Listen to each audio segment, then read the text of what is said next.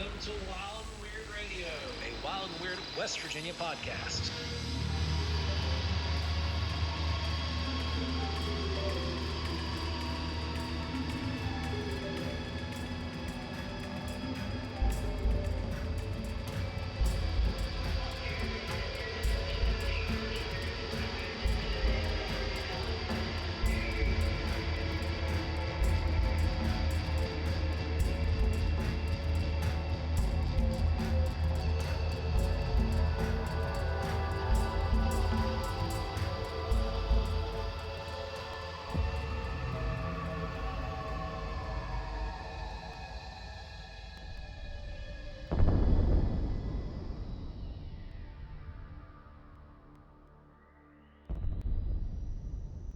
Welcome back to Wild and Weird Radio, everybody. Boy, do we have a fun members request show for you guys today.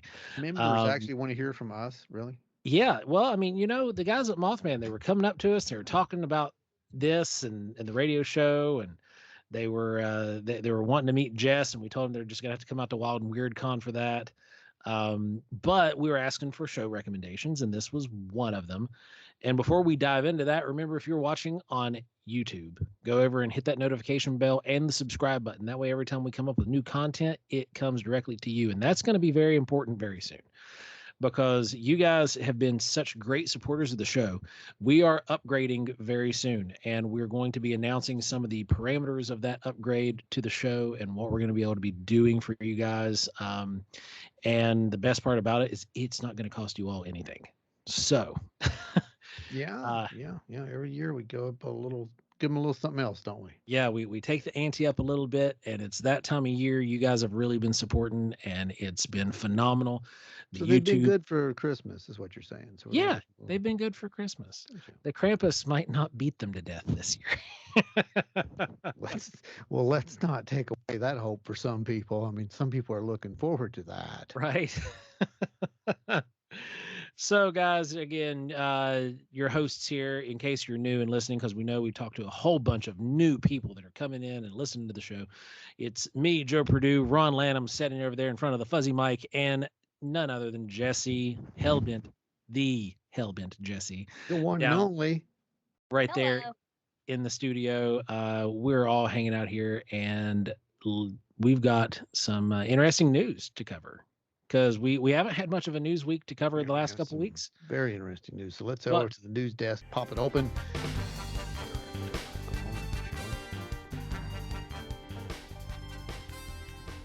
All right. So, you guys can reach out and thank Brandon Wills for most of this news. He is the official field correspondent for Wild and Weird Radio, out there finding all the wild and weirdest news to share with you guys week in and week out. So thank you, my friend.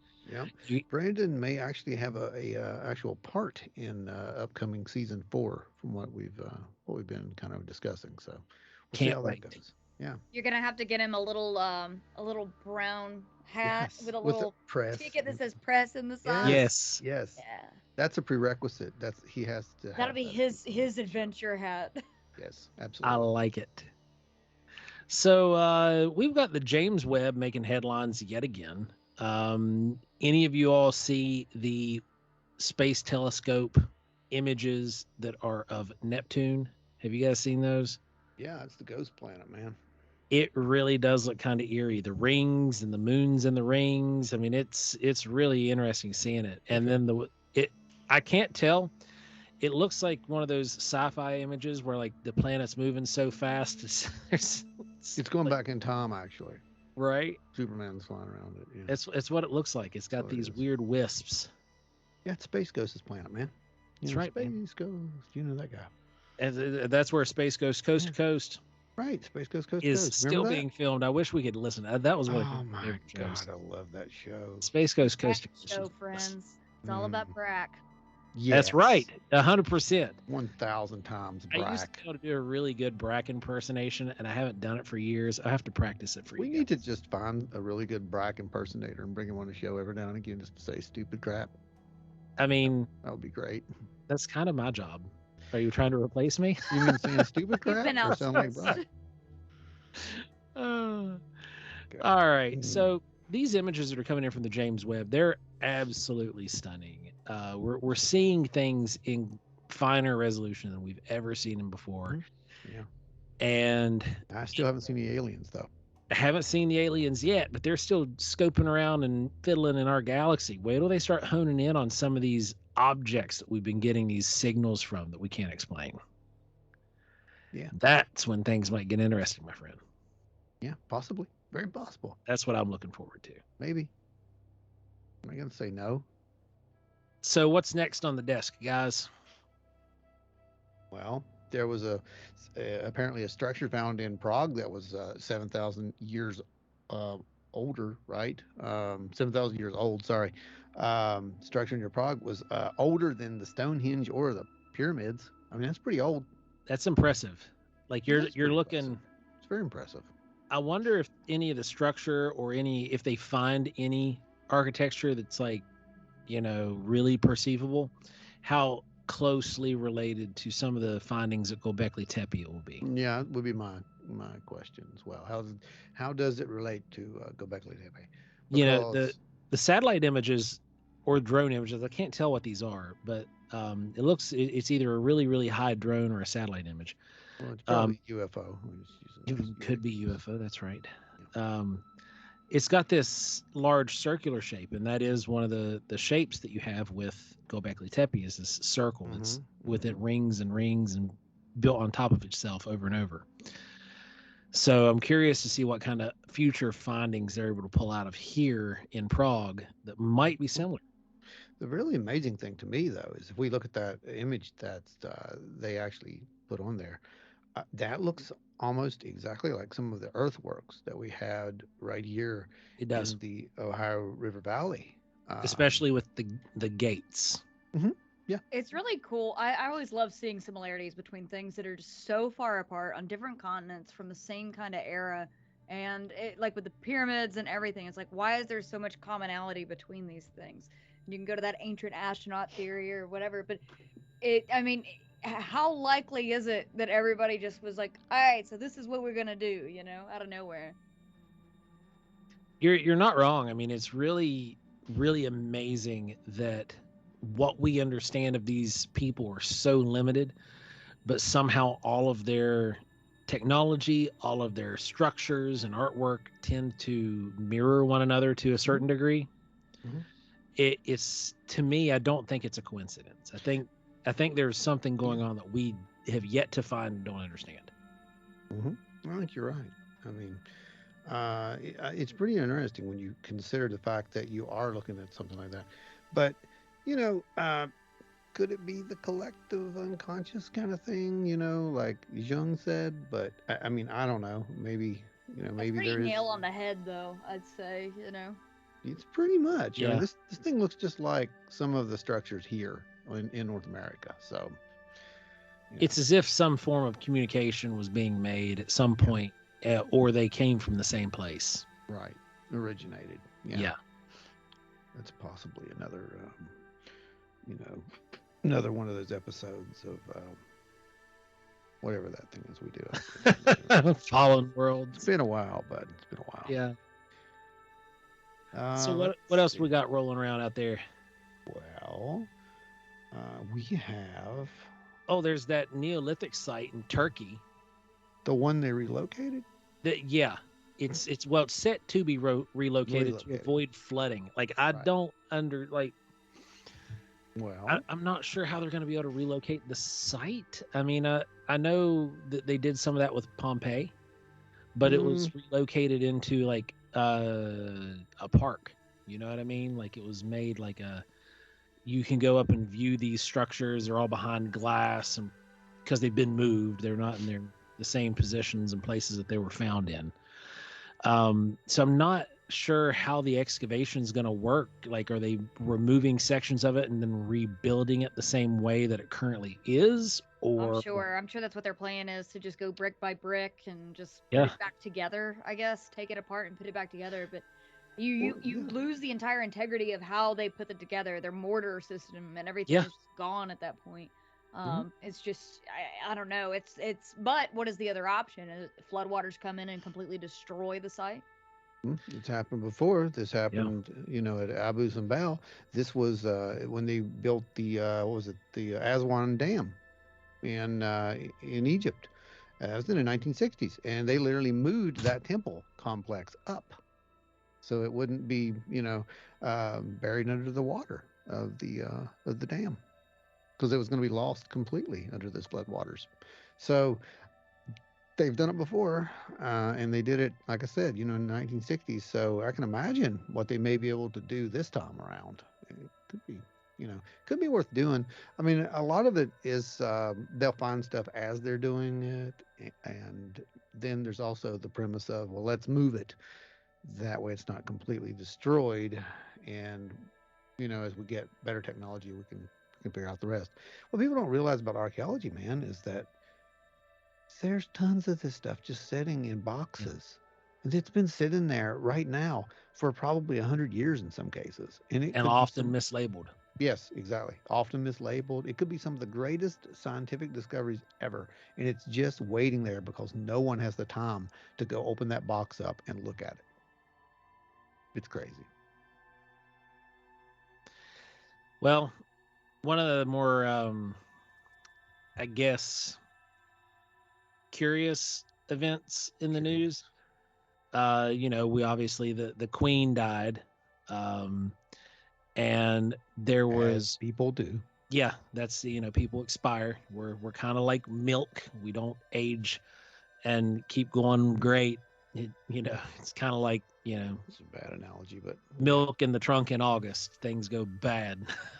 But She lived to 96. She had a long reign. She was probably one of the only royals that could actually fix a truck. She trained as a truck mechanic in World War II, so I thought that was a pretty cool little piece of trivia about the Queen. But yeah, there was a weird happening at the funeral as a mysterious voice whispered, "Death is irreversible." So yeah, like, so yeah, was that like an auditory, like, was that like a electronic like voice phenomenon, or that's what was I it? gathered from the article. The article came from unexplainedmysteries.com, and it did seem like it was an EVP that came across because only across the TVs I'll be in the honest radio. with you, I could honestly hear some reporter who has literally nothing better to throw in there but to say something as absolutely asinine as that, just Right. to fill space, to fill some dead space. I could see that, Well, yeah. but I would like to know. I mean, I would. I'd like to know if this was like an EVP type thing, or if somebody was, back there in the background making a commentary. I'm like, who makes a commentary at a funeral? But I mean, they did, so I could see it. And My brother and I run constant commentary at funerals, so that, See, there you go. And I'm sure that some during some of those dead times, you probably say, "Well, death is irreversible." well, I mean, And by most the way, funerals are all about dead time. well, yeah. Hey. There's my Brack moment. okay, I wasn't frozen. I was just pretending.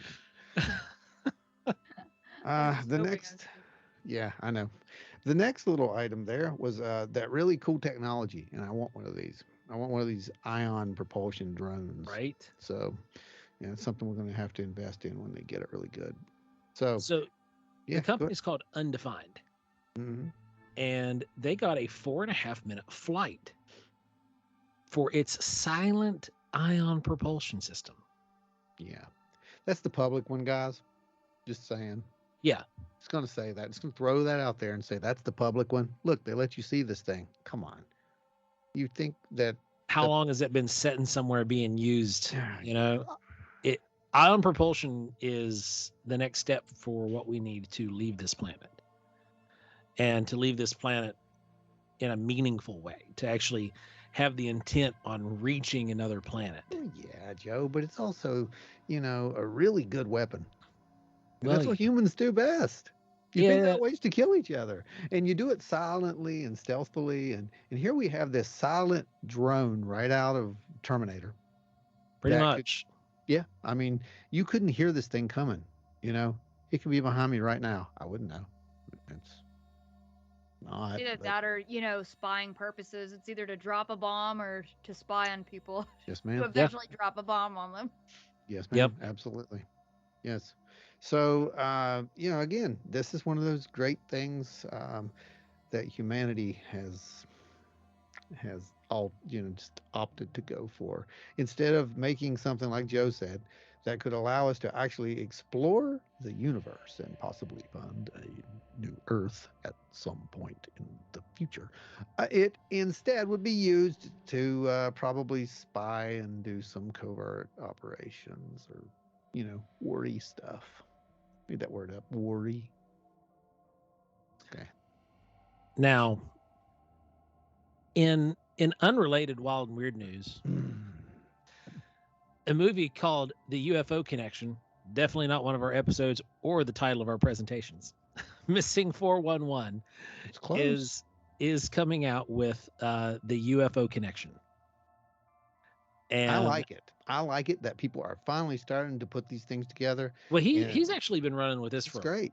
for a long time. It's great. He's been a member of MUFON for a very long time, but Mhm. he never, when he discusses missing 411 and his work with that, he's been a big guy with Bigfoot. He's been a big guy with MUFON, but he seems like he would always compartmentalize. David Paulides, that's what I'm talking about. If anybody doesn't know, David Paulides seems like he compartmentalizes those three things. That he doesn't ever let them cross over into one another, despite the fact that I think he has personal feelings, but they're all connected. And he actually hinted to that at the Smoky Mountain Bigfoot conference that he spoke at last year, that everything's connected, that he didn't come out right and say it, and he's been kind of slow rolling this for a while now, that he thinks everything is connected and that Bigfoot is connected to UFOs, UFOs is connecting to these missing people. But it seems like he's really, really slow rolled this because I don't know if he wanted to build a credible case with the missing 411 cases, with just the data that's before us before he started drawing conclusions publicly. But it seems like that's what the motivation was. That now we're coming to a point where he's starting to do his own sort of disclosure. Yeah, his work is really good. If you guys haven't seen his books, there's multiple books out there titled Missing 411 or the Can-Am Project, and you definitely want to check those out because they are follow-ups on cold cases of missing people. And there's a lot of these people that go missing in high sighting areas for both Bigfoot and UFOs. So definitely check out those books if you're interested in that kind of phenomena. Either one, but like you said, it does seem like he has been trying to connect the dots for some years. Yeah. And what's weird is like his in his Hunters film that he did, the last one he did, the Hunters film, there's a lot of parallels between Dogman sightings and then what happened to that hunter that went missing. So it's kind of interesting because it seems like a lot of things are starting to get drawn together in the missing 411 universe. Yeah, I'm excited to see this flick because all of the movies that have been produced have been top-notch production value. So I'm definitely interested in seeing this one for sure. So keep an eye out, guys. We'll make an announcement here on the show whenever it does actually drop. The trailer is out right now. Just go to YouTube, type in Missing 411, the UFO Connection, and it'll bring up that link for you. Let's see. You guys want to talk about that logo from the NIM Aviation page? Oh yeah, you've got to talk Yeah. about the logo. Go for it. Let's see. Let's get it. You guys go ahead. You guys are losing your marbles about it today. If you just look closely at the logo, There's nothing I need to say about the logo other than I saw it drop on Twitter and I said this can't be real. And then Brandon sent it to me and I was like, okay, I'll look at it some more. And I was on vacation this weekend. I just needed some time away after the craziness that was Mothman. So I'm getting this dings and I'm like, wait a minute. And then he sends me a text and says, this is real, and sends me the actual you know, website. I'm like, okay, this is real. Um, this is one of those cases where you really, it would have been the equivalent of a picture of the UFO on the White House lawn. It would have been so good that you'd be like, that's not real. Yet there it was. I don't know what to think about it, but apparently, um, like like like you guys said, it's there. It's on the website, the official, the Office of the Director of National Intelligence, the aviation website, which is what, NIMA, something like that. Yeah. Yeah, NIM Aviation. Yeah, NIM Aviation. And it's one of the patches. There's a UFO there, guys. I mean, I don't know, and it's plain to say.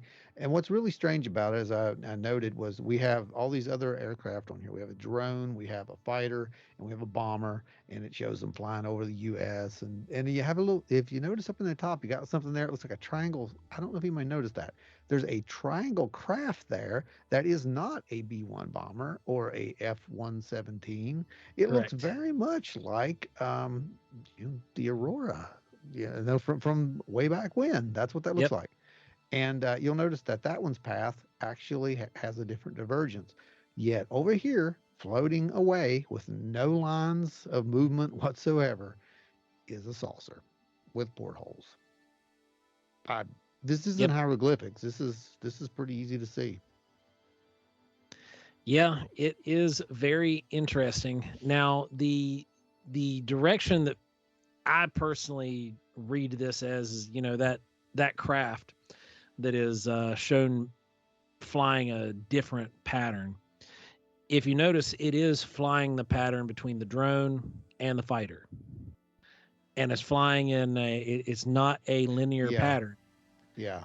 It has a deviation. So my guess is that aircraft is going to be a fighter drone that they are referencing here. That's kind of what it looks like to me too. Um, Almost like the old Dark Star project. Not the yes, Grateful Dead, but the but the actual Dark the Star actual project. Yeah, that's kind of But what it then looks you have the UFO in the bottom left, which is just Just a man apart. like. yeah, Yeah, right there over the ocean. Some could argue it's off the coast where the you, you know where these Guam. things have been seen. I don't know. I mean, you can play that game all you want, but we do know that they do a lot of symbology in these patches. They do, Hmm. and it's curious that is the shape that they've used. There's records of this company going all the way back to 2015. There are shareholders. It is headed up by Major General Daniel L. Simpson.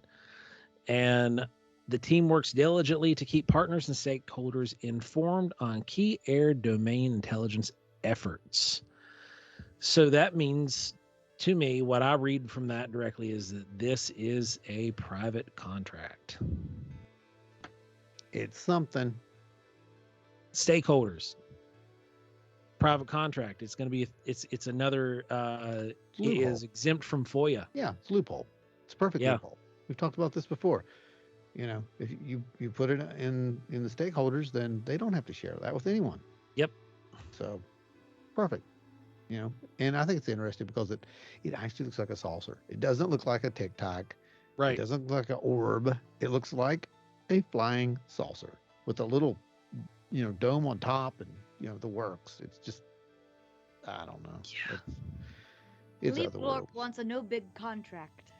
Right. Exactly. Yes. Jess is correct. Yeah. Although if they did put the Tic Tac on there, this is the classic UFO shape, right? It is. Yeah. So it lets you know, even to the layman, it's a freaking UFO. If they put a Tic Tac on there, they'd be like, are they getting into prescription medication or what's going on here? 'Cause That's looks true. like It's a pill weather on the balloon. side, Yeah. and a lot of the other, the UFO shapes, the things reported, are not as recognizable as a UFO as that is. So maybe it's just because that's the common interpretation of what a UFO should be, or what's common knowledge, or in the zeitgeist as what a UFO looks like is this, the hat look, Hmm. then maybe that's why it's that shape. I think it's Not, more important, Jess, that what you're saying, that's the old flying saucer shape. yeah. Yeah, it's what was described by Bob Lazar and all the other saucer witnesses. Way before those are. This is the bubble. This is the dome. This is the early contactee guys. That's what they were sketching out and drawing. It's like this is pretty cool. So I'm with you. I think it was just they'll recognize this for what it is. Yeah. But why is it there? Because if it was that the one that looks like a pepper grinder, I mean, we got the old pepper mill. Pepper grinder. Yeah. I like that. It's the pepper grinder. It's very, very intriguing. I'm curious to see what is going to come out from this because I don't know whether to interpret this as that those are all 5-hour craft, or do we have some kind of partnership that we didn't know about? Wink, wink, with aliens. And they're part of the military now openly, or what? Like, it's really weird. Well, just because we have it doesn't mean we built it. True. Yeah. I mean, there was the alleged 3 recovered crafts from 47 to I think 53. Something like that. Yeah. I mean, Lazar said there was like 9 craft down there in S4, right? So some were showed that they were ancient. So yeah, some of those were discovered allegedly in Central America in ruins with underground and stuff. So who knows? It's hard to say how we came across them and why we came across them. Yep, and turned them on and brought all the other aliens here. So the other story was I thought was really cool because I was a really big fan of this show and it really bummed me out when they canceled it. But that's what NBC does. And I've said this multiple times. NBC cancels shows. They make really good shows and then they cancel them. Yep. Oh, and by the way, Quantum Leap is back. I don't know if you guys knew that or not. Oh, yes. I've already watched it. It is fantastic. As a fan of the original, I like it. And that's all I'll say for right now. And it's not a reboot for anybody who's listening who hasn't watched it. Is a continuation of the series. And they said it, they said it wasn't, but to me it is, right? I mean, that seems like a continuation to me. Well, but, when they talk about the old main characters and their calculations and all that stuff, it is definitely an extension. I love it. And maybe you know what? We'll do a whole episode on Quantum Leap one day, and not just the show, but the actual premise of what the mechanism for that is, because that kind of is a real thing. That's kind of what we kind of talk about when we do these dimensional things and whatnot. Anyway, so kind of CIA released a lot of stuff that sounds a whole lot like Quantum Leap. It sure does. So one of my favorite shows, way back there, and this was after X-Files had established, this wonderful world of aliens. There was a little show called Dark Skies. It's not to be confused with Dark Sky. That's a thing that we were in. This was a little series that was on. It was to last for like 5 seasons, but it only made it past 1. That was just to 1 season, and it got canceled. But allegedly, at its premiere, a man in black, actually, it's one of those stories, shows up and talks to the director, the creator, and tells him, basically, hey, we want to use your show to inject a little bit of truth into these legends. Well, what's that sound like to you? Yeah. Yep. Sounds like the whole premise where, you've got this soft disclosure through acclamation. Yeah. And also there's stories that went around about, what's his name?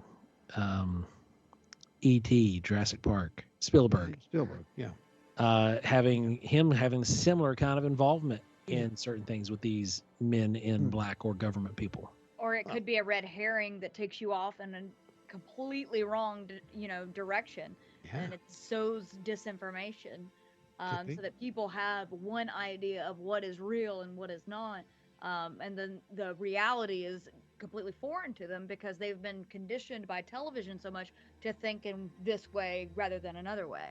Yeah. Mm-hmm. Yeah. I mean, personally, I don't know what it was. I kind of say that it was just a guy who was, okay. So everything that Dark Skies was talking about, I mean, it was my bread and butter. So anyone who was into ufology knew this. I mean, they knew what this guy was pretty much saying. So You could have showed up at the, at the premiere and freaked out the guy pretty easy. I mean, it's Yeah. 25 years ago, but it doesn't matter. There was still some really good stuff out there at that point that was still coming forward. But yeah, it was it like the co-creators? I don't remember who it was, but you can go read the story. I've got the whole thing over there. It's on the site. I just thought it was really cool that that there's this mention that, like you said, for the soft disclosure. That's 25 years ago. Well, people allegedly claim that they did the same thing with X Files. Right. There are little bits in here. Yeah. Chris Carter actually said he was a complete skeptic when Yep. he made the X Files, by the way, and now he's not so much. He's kind of changed his view a little bit. But that's what it does to you when you look at the evidence. You're like, hey, maybe I don't know. I mean, Right. that's kind of what I'm doing. Now, Jess, did you had another story for us, right?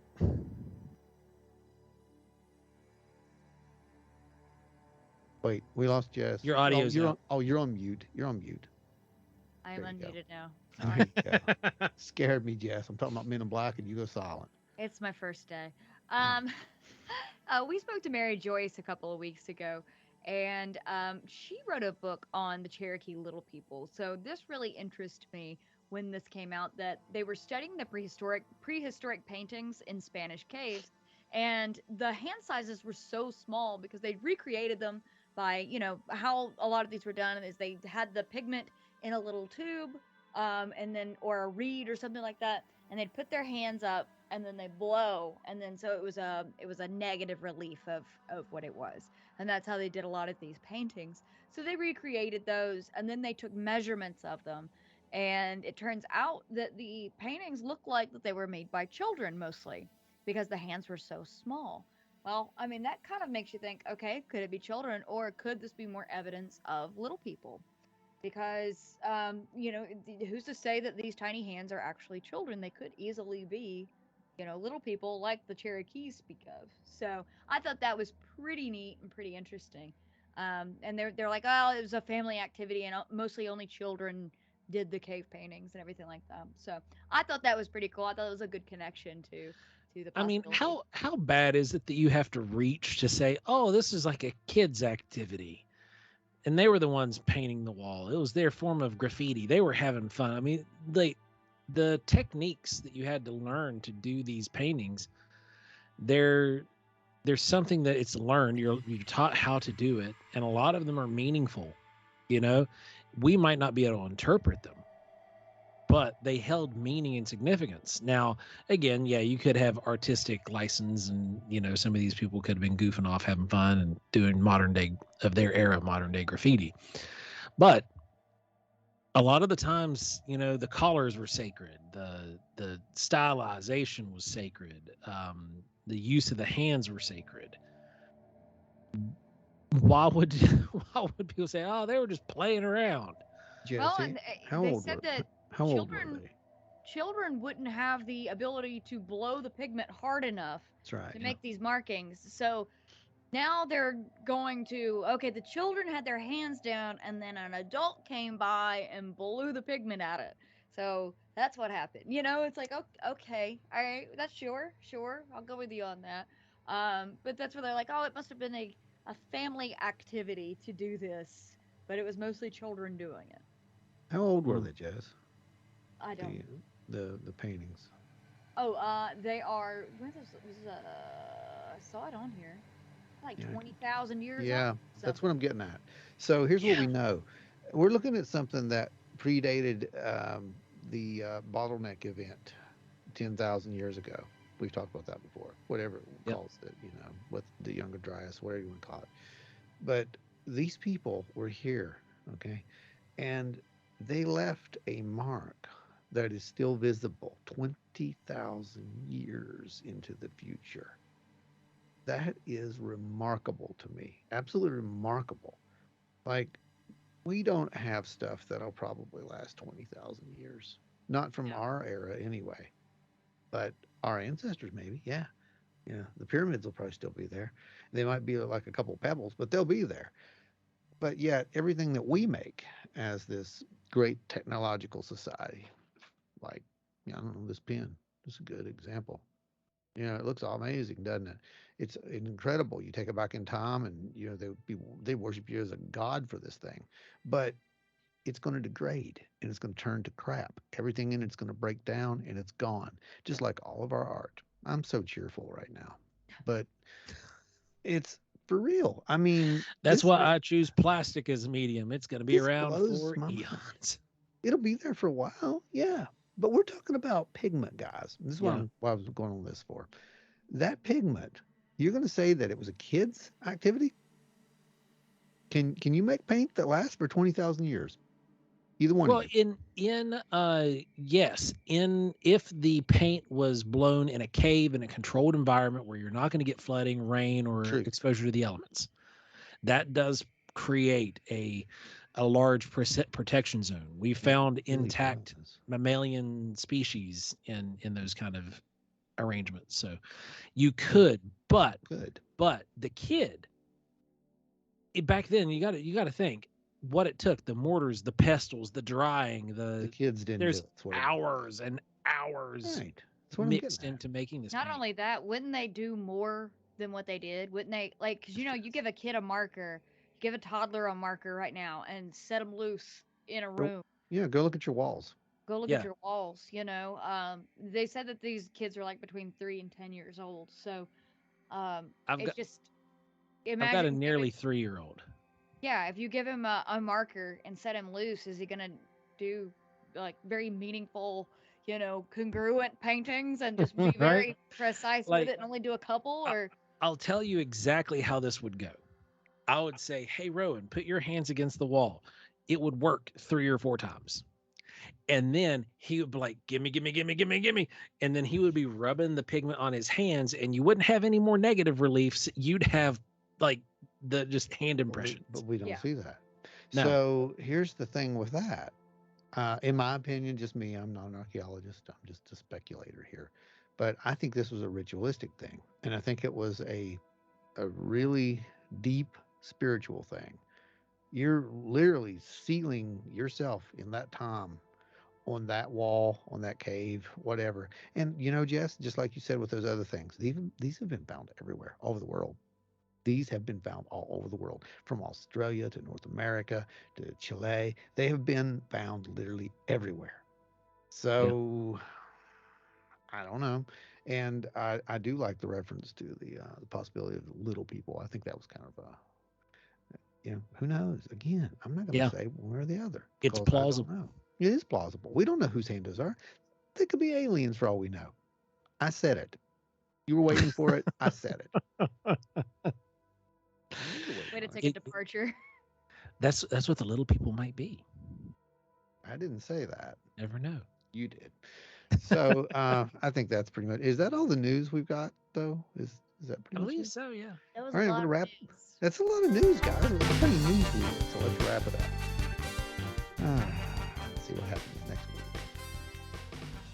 Well, we are going to dive into this week's episode and the members request episode. This is the like had almost 10 people come up to us at Mothman Festival, between the lecture or just coming up to the booth, that asked us to do another episode similar, not a good, bad, the ugly, but similar to how we approached good, bad, and the ugly in the past. But they wanted the three of us to discuss the modern, I guess, research techniques, how people are conducting research in the various fields, and make that a versus how we are conducting research in those fields, and why. Mm-hmm. Oof. Right? That's a I tough mean, one, though. I mean, it's a tough one. good challenge. It's a good challenge. But and one of the things that that I talked to some of them about was that, like, there's no really wrong way, unless you're hoaxing information or you're taking information and manipulating it. Not necessarily trying to hoax it, but you're reading the information a specific way to try to influence your results. Right. There's no real wrong way to be conducting investigations. Like, if you're out there investigating, you're doing better than the majority of the people Right. right Right. off the bat. I agree. Yeah. if you're out there, even if you don't have anything high tech at all, if you're just out there with, the GPS on your phone, so you don't get lost, and a flashlight in a dark building, then you're already doing more than a lot of people who are on the internet talking about how they would do. I would do it this way. I'd do it. Well, do it. Right. Exactly. Yeah, I agree I with gave a that. presentation at Wild and Weird last year about getting into field research, how to get started with field research, and kind of like a step-by-step guide on how to do that. And I always encourage people to go out and go do this, even if it's starting small, starting somewhere, and just getting yourself acclimated with being in the woods and doing this kind of research and talking to people and just going out. And that's the hardest step, is to take that first one. To get started is the most difficult part of it. But I think there's been a rash of, because it's so easy to go online and nominate yourself an expert in anything, there's a lot of people that'll always take the easy way out when it comes to this. And instead of going out in the field or doing anything, they will armchair quarterback. And I get a lot of that on my channel. I get my fair share of that from people who suggest that I go and get a helicopter and equip it with thermal and just Wait for it. The fly over my the hella areas. bent copter. Yeah, what somebody super chatted us. We've been doing live streams on Monday. Somebody super chatted us like $25 and said, "This will get you started on your Hellbent Hollercopter." So I was like, "All right, yeah." But that's just like that's not feasible. That's just so not feasible to do something like that. This is just go out and get a helicopter. Just go out and do this. Go put 1,000 trail cams in an area. It's just sit back when you make suggestions like that and think, okay, maybe that's not a likely thing that can go on. Another thing that always gets me is when folks suggest that you just send a sample in to get tested. Just send it into the lab. Yes. Oh yeah, just Like call that up. Yeah, there's a lab called the lab the that you lab. can send your hair or your blood or your Bigfoot turd to, Yeah. and that they'll just test it for you and then give you your results back. That's not something that is really possible right now. That's not something that's widely done. That kind of testing is very, very labor intensive, very expensive. And then who's to say that your sample will even make it to its destination to where it's supposed to get tested? As what we saw with the Melba Ketchum DNA study, a lot of samples went missing before they even reached her for her to even take a look at. And they were thinking that some of them may have been intercepted by outside forces, that there were some various actors involved in that. But you just don't know. But there is no set way that any of us can get anything tested right now or anything looked at in any sort of official or reliable way. Yeah. Right. I mean, just for everybody's baseline, to have a DNA analysis done on any type of anything, this is eDNA, or like specimen collection, like say you have skin cells or hair sample or a Bigfoot turd, um, you're looking bottom line at $8,000. Like that's just for the cheapest testing, to run against so many spectrums. But for a proper analysis, you're looking 10 grand and up for one single sample. It's that same price for every subsequent sample that is sent in. So if you've got a data set that has 15 samples, you're now looking at $150,000 to run these tests. And there's only, I think, 2 or 3 labs in the United States that are actually doing these things, and they're university labs, so they're not private labs. So it's when you send a sample, you sent it for educational purposes. Just that they can do whatever they want with those educational purposes. they can blow it up, set it on fire when they're done. Whatever, They it can doesn't tell matter. you that it's nothing, and then they will keep it or destroy it. Yep. And then you also don't know. You don't know the level of cleanliness of these labs, of the protocols of these labs. You don't know if these things are going to get contaminated, because all it takes is just a tiny bit of contamination, and your sample is done. So you've Yeah. spent all of this time, money, and effort to get this tested, and maybe you had one little slip up in the process of collection, and it's over, it's done, and so it's useless. Yeah, you're absolutely right. And a lot of people do think that. I mean, you can blame CSI for that. You can Oh, blame, absolutely. you can blame. Enhance. Yeah, exactly. Yeah, I mean, we crap. I get photos sent all the time, and they're like, "Hey, can you blow this up?" I mean, it's the size of a postage stamp, and they want it on the, on a monument or something. It's like you can't do that. I mean, I can blow it up a little bit, but no, you can't do that. And it's the You're same gonna way with lose some it. of these. Yeah, dude, you lose it, and we'll get the same thing with some of these UFO sightings. These people send us these pictures of UFOs. They're blurry. Oh, well, can't you deblur it? How am I going to deblur it? That happened in the camera when you took the picture. I can't. No, Yeah. The no, data no. isn't there. It's just not there. Yeah, I mean, I can't do that. Now, speaking of that, the biggest gripe really with anybody who's doing UFO photo analysis or video analysis for that matter, um, if you're listening and you are taking video or pictures, don't zoom in. No, yeah, you can't. If you zoom in at night, all right. So look at this. First of all, if you have your phone, you're shooting in low light. They're not made to shoot in low light. And if they are shooting in low light mode, guess what that does? That actually leaves the shutter open a little bit longer. That's also going to subject you to a little bit of, you know, Motion motion blur. blur. Yeah, it's going to enhance the motion blur. It's going to, unless you've got a tripod, don't do it. It's just going to be pointless. If you've got a tripod, then by all means, turn that thing on. That's how I got that thing out there. I had the phone laying down by itself. And Well, you guys should have seen me trying to take pictures of that last lunar eclipse we had. I'm outside standing beside the truck. I've got my bracing it up again. yeah, Yeah, got my don't fancy matter. Google Pixel 6 Pro that Yeah. it takes amazing night pictures, and every single one of them were garbage. Yeah.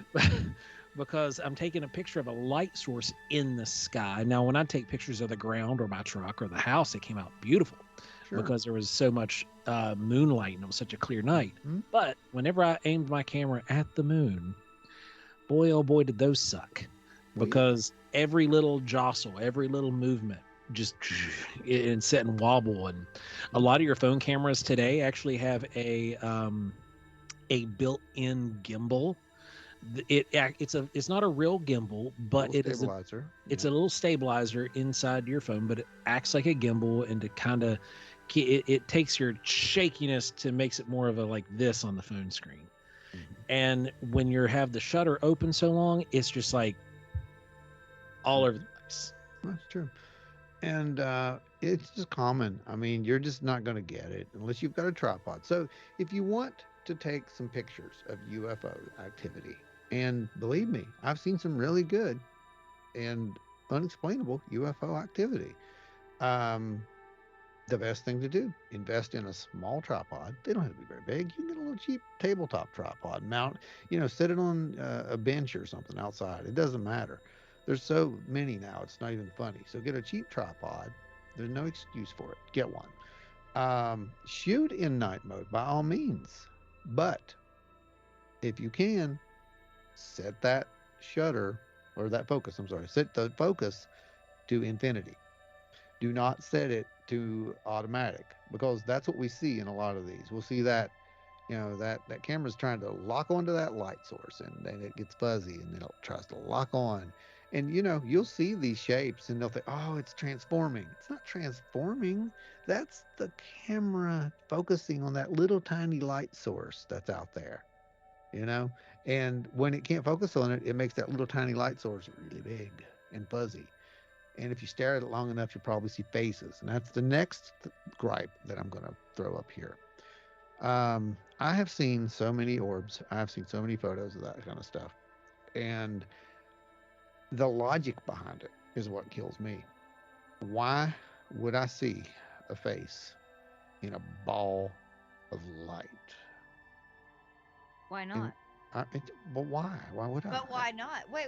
Now you're trying to apply your logic of what you think should happen to a complete anomaly. I am. You're absolutely right. So unless it's that floating head from Star Trek, You don't watch that. You comment. I just don't see it. But yeah, sure, it could be the floating head from Star Trek. You're right. Absolutely. Or it's Commander Zorpazorp, man. I don't know Zorbazorp's power. I mean, I guess possible. So, but no, seriously, Paradoila, it's terrible. And Perdue is not just in the UFO community. No, These same kind of pictures apply to the Bigfoot community as much as anything else. We have pictures we can't even show because they could be Paradoila, and unless they're not, we're not going to show those because I don't want to contribute to that. There's enough of that. The more muddy water we generate, the worse things get. And you don't want to contribute to the red circle delinquency? No, ma'am. Absolutely not. I'm thinking about just getting a tattoo on my arm that's just a red circle. Just for no reason. Just to have a red circle there. That'd be good. Good. So to modern research and how things are conducted, like what you see on TV versus reality is really, I think, what it boils down to. At least in a lot of cases. Yeah. And there's nothing wrong with some of the stuff you're seeing on TV. If you're watching a paranormal ghost show and it's like, there's a lot of stuff wrong with that. I take back my statement. Do not go into a building that possibly has some kind of transient energy and start screaming at it like you're going to get into a fist fight. I don't think that's ever going to go well. It's not going to go well. You're right. I don't think it's going to go well. It's ghost bouncers. Have you ever seen that? Did you ever see that show, Nick Kroll show? Yes. And he had ghost bouncers on there. Yes. That was so funny. Ghosts, we're here to fight the ghosts, man. Yeah. They but I don't know. I love that early Ghost Adventure stuff. I think that was just so different at from its best, wasn't it? It was really good. It at was the really time, but you got to remember, this is TV. They're on TV. They got absolutely. But the problem is we've been out with people who aren't on TV, who are doing this stuff with no cameras on them. Oh, they're trying to ghost bounce without a TV camera, and it's just like we're like, you know what, we're gonna go over here. We'll be over here. Okay. Yeah. Be over here. So, somebody's getting possessed by Pazuzu tonight. So yeah, that's it. All of a sudden, somebody turns around, their eyes are glowing red. It's like, that's why we don't do that. Or Sumerian. That's why we don't do that. Yeah. But no, we did actually have someone who wanted us to come and do an investigation and hunt Civil War ghosts. And yes, that's right. But one of the conditions was that no provocation. And anyone who knows us knows that that's our number one thing. We do not provoke. Yeah, and that was one of the reasons they came to us, is because they knew that we take this kind of research seriously, and we're going to go in there neutral. We're just going to see if we can pick anything up on our sensors. And it's an area that has, like Ron said, it's Civil War ghosts, baby, and we're going after it. And it's going to be good times. It's in we'll disclose the area later. But it's going to be a blast, and we're very excited that we've been asked to come out and do this area, and we're going to put on a video clinic for those of you who are listening. That's going to be one of the fun things that you'll get to see. It's probably going to be early next year once that's released, but you'll get to see how we do things, and hopefully not be bored to tears. Like, we're going to have to interject some fun stuff in between. Well, I want to lock the doors and have you break through a window running, and screaming. Or I could just break through the wall like the Kool-Aid Man. You could. You ought to try. You ought to try being not ghost bouncers, but ghost seducers. You have to, like, woo the ghost, Yeah. Clap them spooky cheeks. Oh man, Jessi. Yep. Now I know what I'm doing. Always a thinking. Thank you, Jess. Thank you. So awesome. I know. One of the things that I guess you could take away from those shows, is the fact that they are going into these areas. They are picking up anomalous data. Mm-hmm. Because they are, to their credit, they actually are going in. They're doing the pre-work in an area. You don't see that on TV because it's really boring, but it's where they go around, collect their baselines, and see what readings are going to be where. And then that's why at the conclusion of the episode, you'll see them going over data, and they're saying, well, this is off, and this is off, and this is off. Well, the reason they know that's off is because they did the pre-work. They laid the groundwork and said, these are the baselines. And so that's something that you definitely need to do when you go into an area is conduct. It takes a good hour to get those baselines. Absolutely, and that's if you're in a small place, like we were. Yeah. And the same goes with any kind of like star watching. You want to create a baseline. You want to lay there for a little bit and watch the sky. Use your telescope. Use these phone apps that are out there like Skyview. It's free and you can use it. Skyview Lite. You can download it on Android or Apple, and you can utilize that. It'll tell you what's over your head and use that as your baseline before you start looking and seeing a satellite or a shooting star. It'll help kind of solidify your own encounter or your own sighting of something anomalous, because you'll be able to say with certainty, this was not a satellite, this was not a star, this was not an aircraft. Yeah, and this is kind of what it does. There it is. So there's a satellite, and you can see its position right now, and it'll tell you if it's above us or what it where it's going to be, and you can just track that out, and it'll actually show you in real time where this thing's at. These are really powerful apps, and I would really recommend anyone who's into, watching the skies, get one of these things. I mean, not only is it going to help you with astronomy, it's going to give you, what is that strange light? Is that on there? And you'd be surprised. I mean, these are through NORAD, by the way, so there's quite a bit of stuff that's registered there. Yeah. So there's a lot of space junk up there, guys. There really is a lot of obsolete satellites that are still floating, a lot of just junk and debris that will catch light. And all of that junk and debris is mapped out, because we need to know when it's going to fall to Earth, because it could possibly be bad. You get a piece of space metal the size of a Volkswagen Beetle that lands on a school playground, that's bad. It's going to be a bad day. Yeah. Yeah. But absolutely. If you can predict that it's falling, because it's there, its trajectory, you can say, hey, this town, you guys need to just stay indoors. Yeah, probably. I mean, if we're lucky. Right. When you're looking into investigating, say, like a haunted location or any kind of anomalous activity, whether it be indoor, outdoor, or whatever, you do your research beforehand on the area. You check out like previous sightings, previous experiences, you interview people. Do you find value in maybe having someone in your team maybe not have that knowledge and go in there completely blind without any sort of influence from previous knowledge about what has happened in that area, whether it be experiences or history attached to the area? Do you think that there's value in having somebody go in there completely blind, like a blind taste test almost of the area? I think so. Yeah. I think that's a great idea. Yeah. For lack of me, like, the first one that I went out with Ron and Dave for a proper paranormal investigation, we were investigating a alleged haunting. I was that guy. I was just simply told that there was some weird stuff going on and we were going to go out and check it out. And I was like, sweet, let's go. And Ron knew more intimately what was going on. Dave knew the full backstory. And Dave then I knew the full backstory.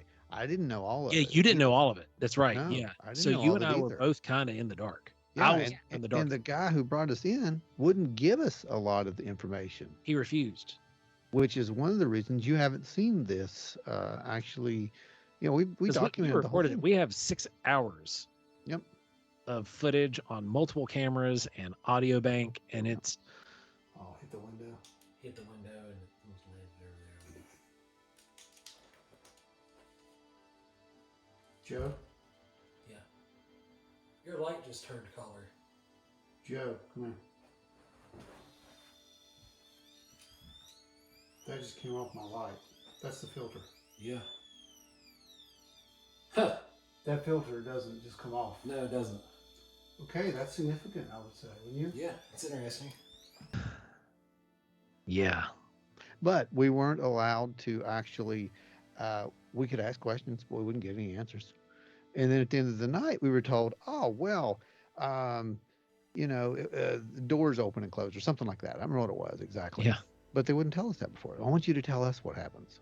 I'm not a psychic. I mean, I am, but I'm not in this respect, And it's like, and we heard doors open and closing all night. We heard weird stuff all night, right? Yeah. We couldn't say what that was though, because I figured it was one of those guys walking around.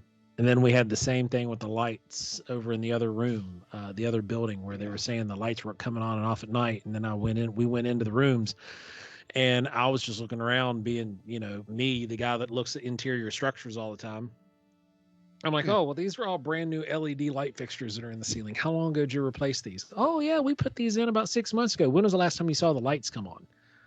Oh, it's been about 6-7 months ago. Ah, that's because you're now on an LED switch. Those old, power tubes, they could light on their own. Oh, the old ballasts. Yeah, those old ballasts. They'll fire and you'll get flickers and they'll go right out. The old ballasts will do what they want, especially when they start getting ready to go bad. I was on an investigation years ago, and we were actually doing a run through a house for the baseline, like you were talking about earlier. And we were in this place, and we're getting this crazy, transient, powerful, spikes. And I'm with the other team, and they're like, oh, we should sit up here and ask some questions and whatnot, and do an EVP session. Well, as we're sitting there doing the EVP session, the EMF starts buzzing off again. And it does this every now and again. And I'm like, that's too regular. Something's not right here. There's just, we haven't completed the baseline. Why are we doing this? So I decided to go downstairs. And when I go downstairs, there's a ballast. There's an old light over top of my head, which it's directly where we were sitting. Above that is where we were sitting. So as I was sitting there, that's what was causing the EMF to go crazy. It was this ballast was going out, and it was just sending off these crazy amounts of energy, and then it would stop, and it would send them off, and it would stop. So you can see how these kind of things, if you don't go through and do your baselines, how it can really influence. You can think that, oh, well, that's old man Johnson's ghost. It's really not. Are there any sort of new techniques or new equipment that you guys are going to be looking into using anytime soon? Recently, a friend of mine, we started doing an investigation into a property, and we've done about 3 investigations so far. We started doing Estes Sessions. I want to do that so bad. That's a relatively new kind of thing that was it Connor Randall kind of came up with. They started doing those in Estes Park, Colorado. That's why it's called Estes Sessions. But for anybody that doesn't know, you use a ghost box and you use noise canceling headphones connected to a ghost box, and you blindfold yourself so you can't see the other person you're working with, and you don't look at them, and the person who is the receiver just listens, and when they hear something, they say it out loud. And so you have your partner who will ask questions of the entity, and they'll ask questions of the entity, and the receiver can't see or hear their partner, and so they just say whatever comes through. So that kind of keeps it from getting kind of clouded up, and then you have someone who can have a more intense psychic connection to the entity, and maybe be more of a lightning rod for information. So we've started doing that, and we've had some really, really crazy results. So we've really delved into doing that, and actually, my friend, she watches Kindred Spirits a lot, so she really learned really good questioning techniques from Amy Bruni. And I think that's been kind of valuable for that investigation that we've done. It seems like we're getting really crazy responses, and we're keeping it as sanitized as possible in terms of like our experiment. Like, I cannot see or hear her at all, and a lot of the time my back is turned to her, and I just call out, and we film me and we film her. But I just call out what I hear, and I'm getting like intelligent responses, and there's conversations tracking between whatever this entity is and Katie asking questions of me. Hmm. It's almost like audio remote viewing. Yeah. It's kind of the same technique, because this is how the early RV would work. Is you would literally go into the state, and you'd have someone who would sit there, and they would take the notes, and you would call out what you saw, and you wouldn't think about it. You're not thinking about anything. You're just calling out raw responses. Flat, square, tree. Kind of like that, and you don't know what that means.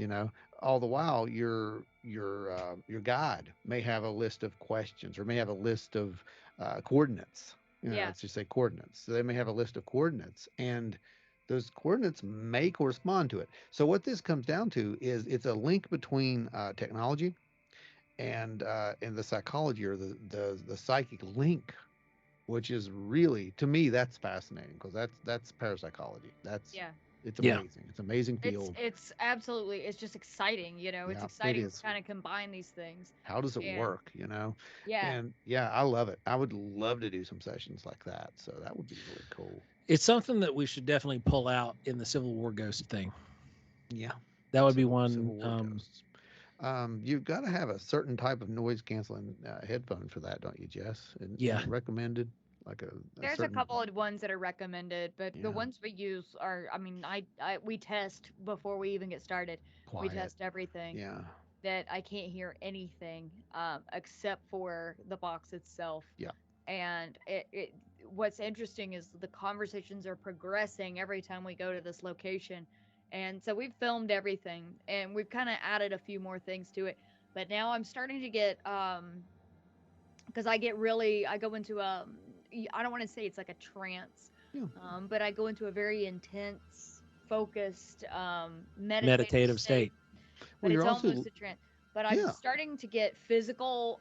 Starting to get really strange, involuntary physical manifestations when I do these sessions with her.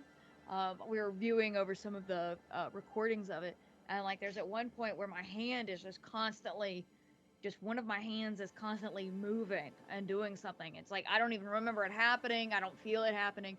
It's just like I'm starting to have my body language changes, and I start to move in a certain way, or my body conforms into a weird way or contorts in a weird way, and it's nothing that I'm doing like consciously. It's Mhm. happening subconsciously. So it's really interesting to observe the physical changes that occur, as well as the things that are coming through on the Estes session. And you have to remember, you are listening to essentially white noise, um, as that thing is as changing channels, right? Mhm. Isn't that how it works? Yeah, it cycles through. It cycles Mhm. through pretty quickly, but then it'll Yeah. catch, and I've had it catch. Like it'll cycle through, and normally if it was just cycling through radio stations, like Yeah. Sure. it'd go through it at that pace, that you would maybe catch a word or half a word. But I've gotten whole sentences, and then I've gotten different responses in different tones and different like levels, like Mm-hmm. volumes, Mm-hmm. to where it's set at the same volume and going through, so everything's at the same volume. Yeah. But then I've gotten responses that are just like screaming, aggressive yelling, screaming, and it's multiple words in the same voice, just screaming at a higher volume very loudly coming through. Oh yeah, absolutely. And kind of listening to some of those channel, the channel ticking, going through the channels, that could put you in a really heightened beta state, especially if you're sitting there and you have this auditory. Um, you're locked in. You're not Yeah. looking, so you're hearing more with your eyes closed, right? Mhm. So you're really tuned in, and you're going into this beta state. I can see, yeah, that is almost a trance-like state. Yeah. So that's very exciting, honestly. So, yeah, that'd be something I would love to experiment with at some of these locations. It's a lot of fun. Yeah. It's a lot of fun. I kind of need like a break after we get done. Yep. I need like to kind of decompress. Yep. Because I feel like something's been in. Uh-huh. It's almost like possession via electronics. Yeah, it's an It's like, energy drain, is what it is. yeah. It's almost like you've become a conduit Mhm. through technology. Yeah. Yep, exactly. That's what's happening pretty much. Um, so yeah, I would love to conduct, something like that. I personally, we've actually ordered a RIM pod, Yep. so we're going to experiment a little bit with that very soon. Um, that in conjunction with our tri-field should give us some really good. I should cover a lot of ground, It should. as far as that goes. I think. With all the other equipment that we're pulling out, we're picking up a thermal as well, Yeah.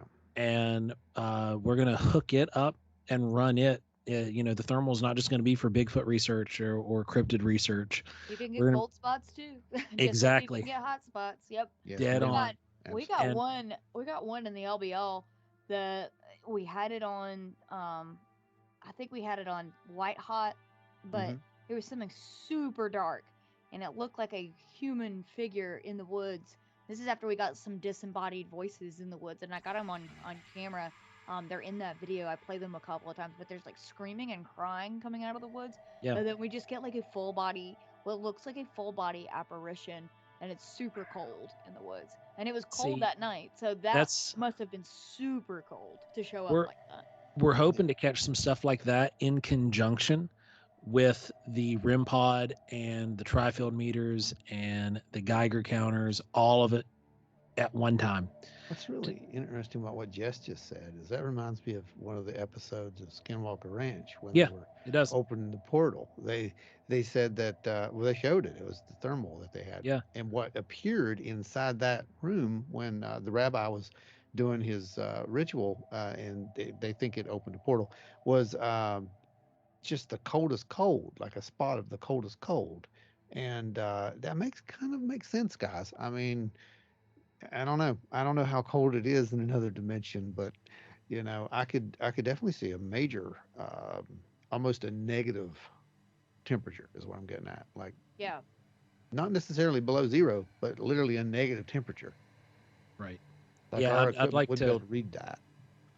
be able to get that, and capture that, and that's why we're getting this new equipment, and we're going to be putting it to good use.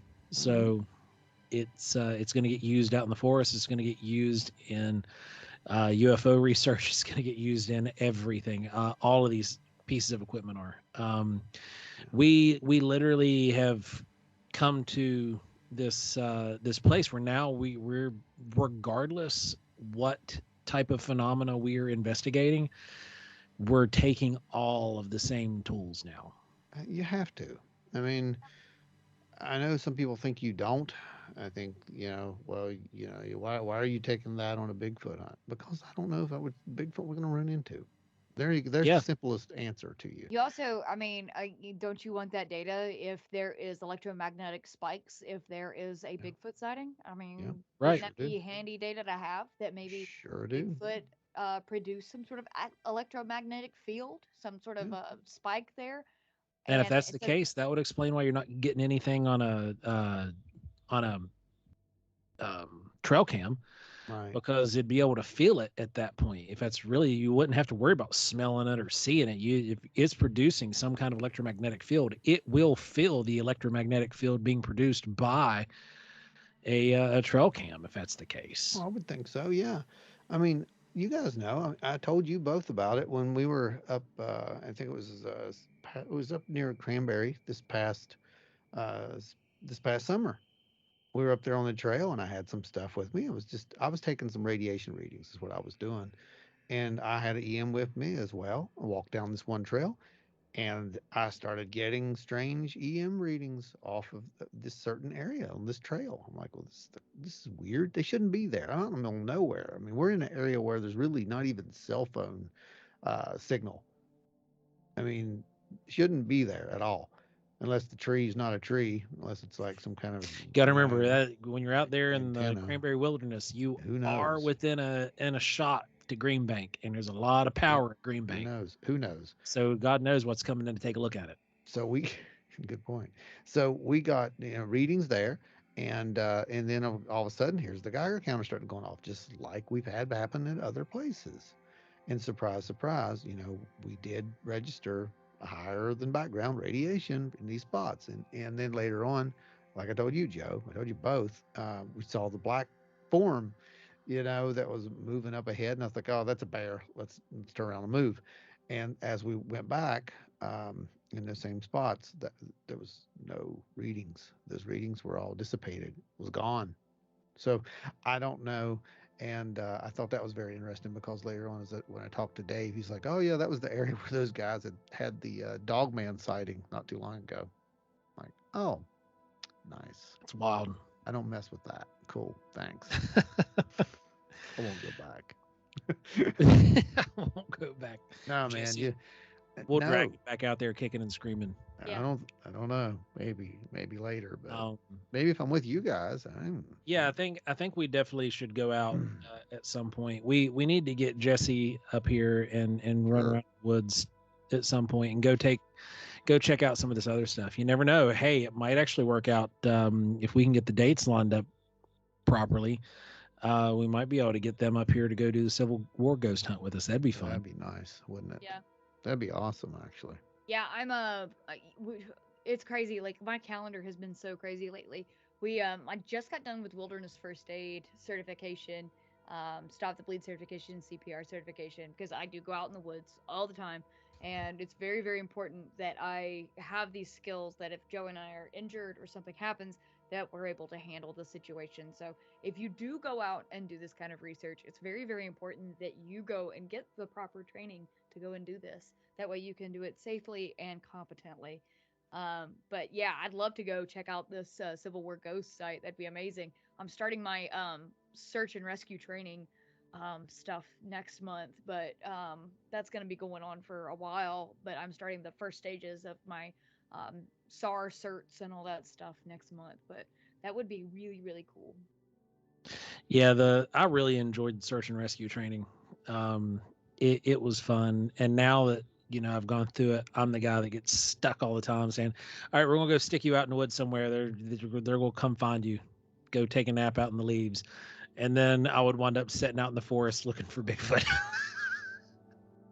Sounds right. Because they'd always stick me out in a big remote spot, so I'd be sitting out there just waiting.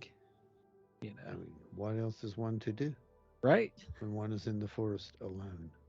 But Yeah. look for Bigfoot. So I hope this kind of covered what you guys were asking about. I think it might have. I mean, they were just kind of curious, I think. Yeah.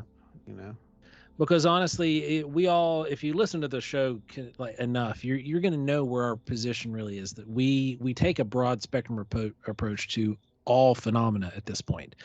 We at all three of us at one point in our weird career,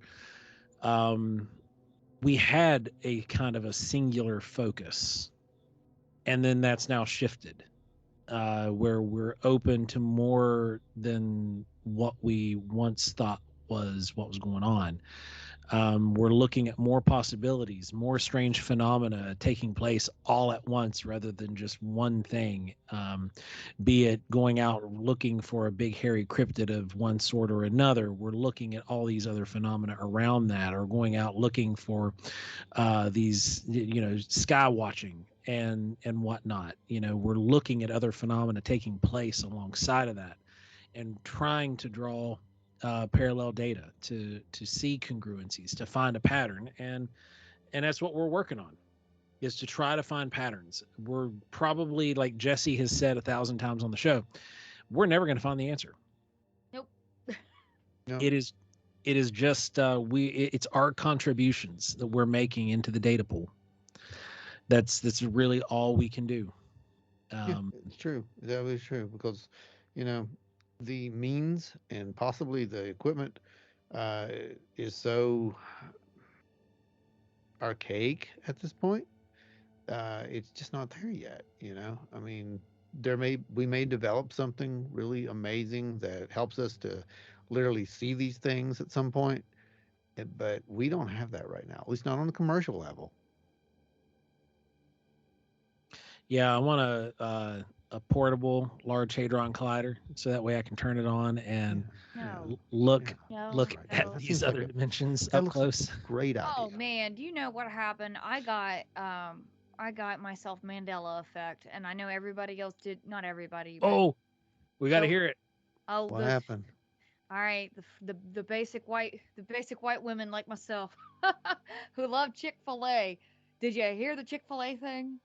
No. Oh my God. What? How do you spell Chick-fil-A? Don't look. CHIC dash FL dash A. FIL dash A. Yeah. There's a K in there. What? No, I K? know. So you have been Mandela Effect too. Now there's a K in it, but now if you go back and look, there's always been a K in it. There was not a K in it. No, there was never a K. It was CHIC dash FIL dash A. Yeah, I know. But now there's a K in it, and if you go back, like there's this girl that I follow that she eats Chick-fil-A all the time, and she on Instagram she has Chick-fil-A stuff all the time. I went back like 3 or 4 years in her Instagram, and it's K's back then. It's K's, and I'm like, no. See, I So- remember because where I went to college, there was one at the mall, and I worked at the mall for the longest time, and because one of the restaurants I worked at was attached to the mall, so I ate Chick-fil-A all the time.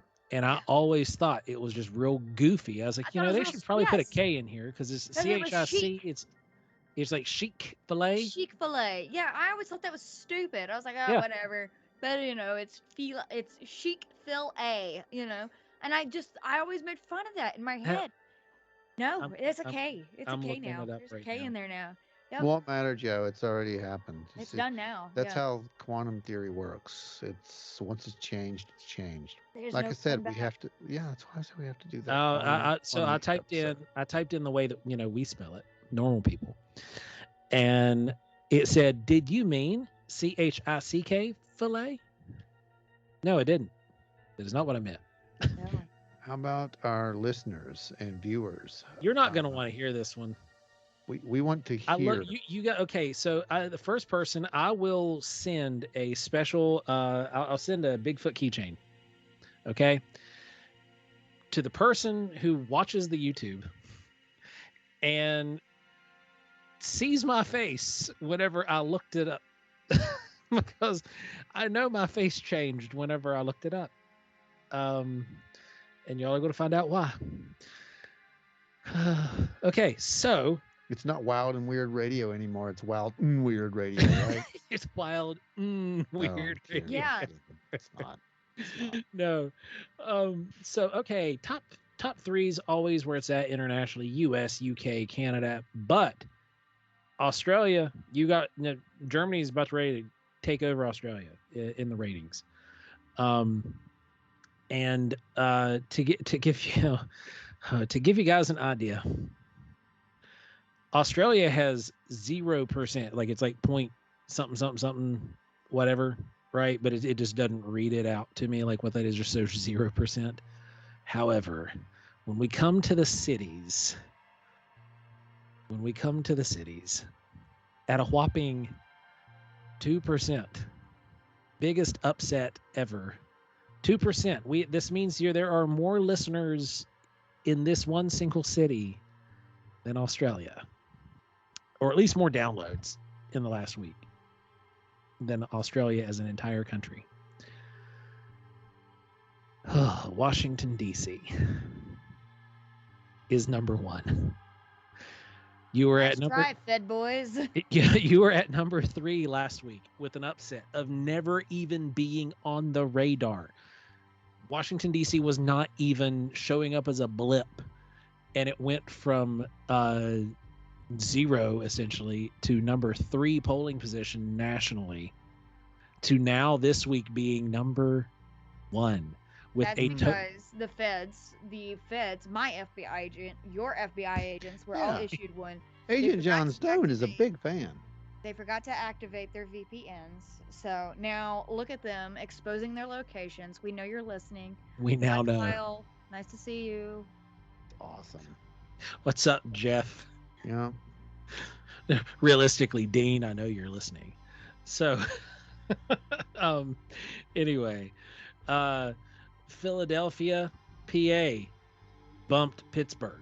So that's par for the course. I had a feeling, I said it last week, that Philly was coming up behind Pittsburgh with a knife in its teeth, and by golly, it did. But You know, the that's Men in probably Black, why. I'm going to say that's why that DC is where it's at. They probably listen to this crap and they're thinking this is the kind of talk that they did when they invaded Normandy and you know all that code talk. It's like yeah, what this has to be code talk. They're get someone on this. You know, they probably run some encryption programs. No, it's just the cities, and we're talking about our and, downloads, and guys. Seattle got bumped. Seattle's now like number 7. Dallas, Texas jumped up there, guys. Dallas, Texas is right there below Pittsburgh at number 4, and finally number 5 is Austin, Texas. That's nice. So we've got that's our top 5, guys. Sweet. Way to go, Men in Black. That's what I'm going to refer to you guys as in Washington D.C. from here forward. It is the Men in Black who is Oh, they're taking the listening. I week. don't care. That's great. It downloads are downloads, Share it. right? Share it some Until they more. show up knocking on your door. Well, you gave me a Again. hat already, so you know. Oh, yeah. So that's unexpected, but we'll take it. We'll take it. And for next week, guys, you know, let's see if somebody can come up here and knock the Men in Black off the leaderboards. Please, somebody prove me wrong that the Men in Black are not here to stay. I'm more curious if any of our listeners are experiencing any more Mandela-like effects, and if so, I'd like to know which ones, especially this Chick-fil-A thing. Jess, thanks for bringing that up. That I'm was so awesome. mad about it. I called Joe. Joe's at work, and I said, because I just brought him Chick-fil-A. I just picked him up lunch and took it. What's to him. on your bag? What's on the bag? And I went, no, because somebody mentioned it, and I was like, I looked at the bag. No, what it is? I looked at my bag, and I went, what? No, that's not. So I looked it up, and apparently a lot of people have noticed it since July. I think is it became like in the. Since Everybody started July, noticing you it around say. July. So I don't know when What they fired. happened on July 4th? 5th. Yeah, 5th. Fifth. Sorry. Yep, you're right. It was, wasn't it? Yep. Freaking sons of. So, guys, if you're listening, sound off down in the comments. Let us know what other Mandela Effect things that you've experienced, because it sounds like we might have to get a hold of our good buddy Jeff and have him come back for another Mandela episode. I'm kind of thinking it might have to happen before the Yeah. year's over.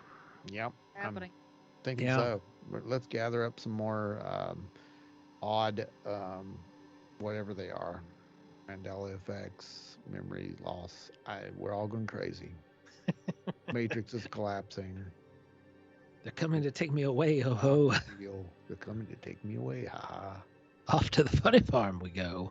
ha. So, Oh, guys, funny. we appreciate every one of you all listening. Remember, we do have some major upgrades coming soon. You do not want to miss out on those. So make sure you subscribe and all that good stuff. Jessi, you want to take us home? Sure, why not? Thank you guys for listening to another great episode of Wild and Weird Radio. You guys are the reason we do this, and we did this at a as a listener request. You guys came up to the boys at Mothman Festival, and you wanted us to kind of toss around conversations about methodology and kind of changes in it and what we do differently, what we look forward to doing. And so we did that. And if you have any other ideas for anything we need to try, any experiments we need to try, or the guys need to try, we're all ears. We love to hear it. Love to. You can always comment below, or you can always email the guys. What's your guys' email for like encounters and Wild. It is wildandweirdwv@gmail.com. Cool. Mine is helmetholler@gmail.com. I am Helmet Jessi on Instagram. You got Lanham Ron, and you got Skinwalker Sculpt. So that's Joe down below. Make sure you check out this week's episode of Dark Dive with my Joe and I. We discuss government cover-ups of the cryptid problem, possible disinformation agents, and containment theory.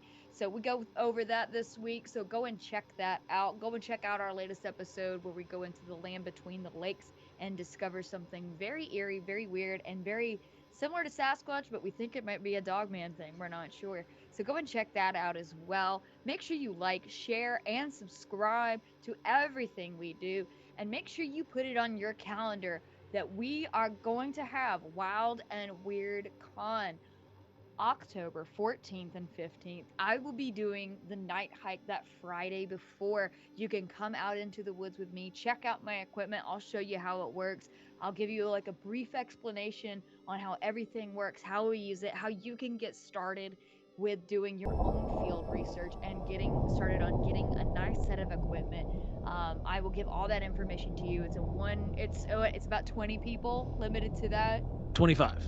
25 people, so it's a very intimate, just us kind of talking about all this stuff. Joe's gonna be there with me, and then afterwards we're gonna have a fireside dinner catered by our very own Joe Perdue here.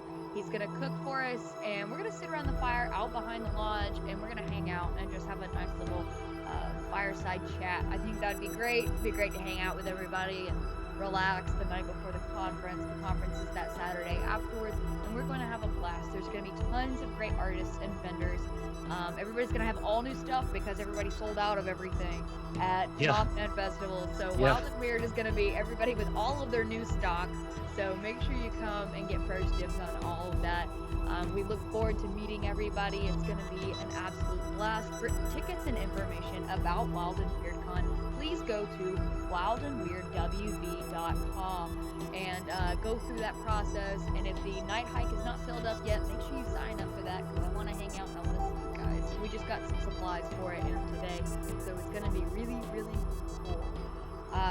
And as always, Joe Perdue, you want to take us out? For those of you guys who have hung around this long, come out tomorrow if you're in like within a 3-mile driving range or 3-hour driving range or so. There's a little event called Mysticon. Ron and I are going to be hanging out at it. That's on October 1st. We're going to be doing a Bigfoot talk. That's going to be fun. But other than that, remember, we are being watched by Men in Black, and that is terrifying. That's so cool. Stay wild and weird, guys, because God knows we're going to.